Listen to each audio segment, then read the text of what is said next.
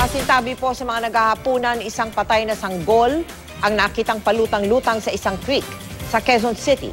Pahirapan ang pag-recover sa labi ng sanggol na hindi pa matiyak kung sadyang itinapon sa sapa o aksidenteng nahulog.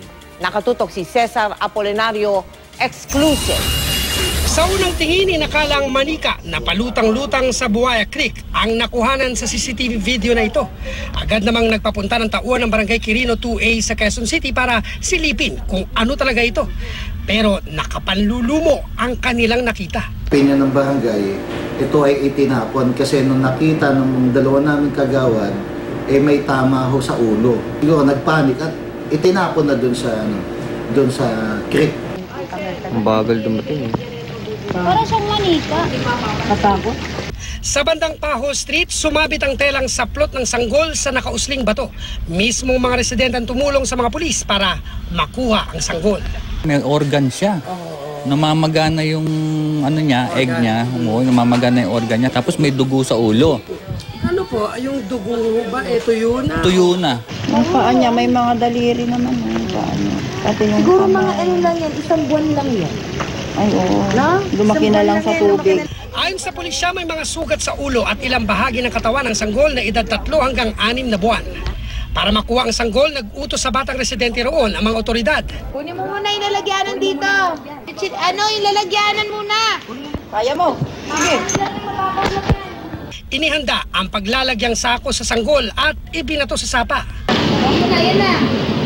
Hindi, lagay mo sa babaw. Bago mo lang yung sako. Panghawak yan.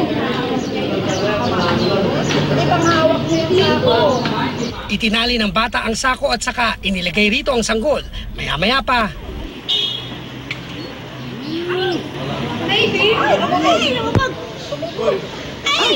at saka itinawid sa sapa. Ay, itaas mo. Mabigat yan.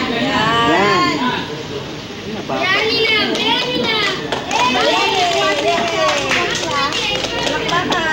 Ang pulisya blanco pa sa pagkakakilanlan sa sanggol.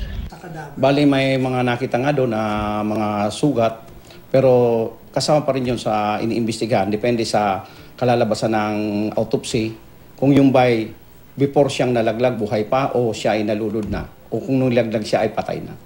Inaalam pa ng PNP ang mga kalapit na barangay at mga syudad gaya ng Marikina at Pasig. Gayon din ang probinsya ng Rizal na nakakasakop sa sapang buhaya para malaman ang pinanggalingan ng sanggol.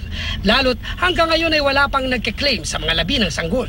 Kung aksidente o sinadya, posibleng makasuhan ng parricide o reckless imprudence resulting in parricide ang kakaharapin ng magulang ng sanggol kung lulutang sila.